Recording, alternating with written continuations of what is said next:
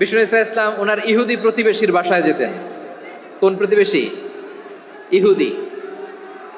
আওয়াজ করে বলেন, কোন প্রতিবেশী? ইহুদি।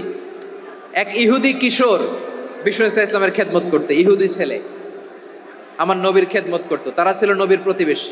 তো অনেক দিন হয় ইহুদি ছেলেটা আসে না। বিষ্ণুনবী খোঁজ দিলেন, ঘটনা কি? একটা ইহুদি ছেলে না আমার খেদমতে আসতো, ছেলেটা কই? খোঁজ নিয়ে জানলেন ছেলেটা অসুস্থ।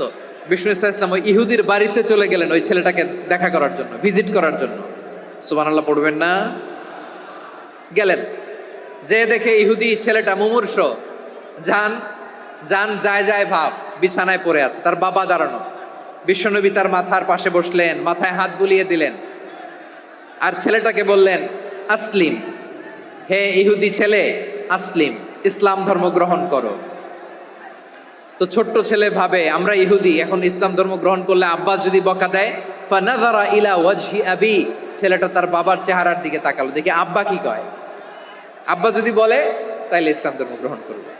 ইহুদি ছেলেটা তার বাবার দিকে যখন তাকালো, ওর বাবা বলে, আতি আবুল কাসিম, আবুল কাসিম যা বলে তাই করো।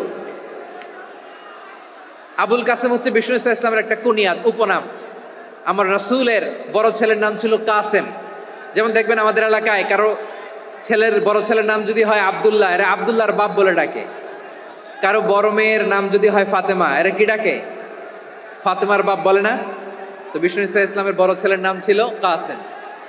ইহুদি বাবা বলল, আতি আবুল কাসেম, আবুল কাসেম যা বলে তাই শোনো, মানে মোহাম্মদ যা বলে তাই শোনো। এই কথা শুনে ছেলে সাহস পাইছে, ছেলে আবার পড়তে আরম্ভ করলো, আশহাদু আল্লাহ ইলাহা ইল্লাল্লাহ ও আশহাদু আন্না মুহাম্মাদার রাসূলুল্লাহ, পড়েন আল্লাহু আকবার। বিশ্বনবীর আহ্বান শুনে ওই আহ্বানে সাড়া দিয়ে ইহুদি ছেলে শাহাদা পড়ে মুসলমান হয়ে গেল। তার হৃদয়টারে ইমানের নূর দিয়ে আলোকিত করে দিল কে? প্রিয় ভাইরা, এবার রাসূল সাল্লাল্লাহু আলাইহি ওয়াসাল্লাম বের হয়ে আসলেন ঘর থেকে, আর বললেন, আলহামদুলিল্লাহিল্লাযী আনকাযাহু মিনান নার, প্রশংসা সে আল্লাহর যে আল্লাহ জাহান্নামে চলে যাচ্ছিল প্রায় এমন একটা লোককে মুহূর্তের মধ্যে কালেমায়ে শাহাদাতের বদৌলতে জান্নাতি বানায় দিলেন। আওয়াজ করে পড়েন সুবহানাল্লাহ।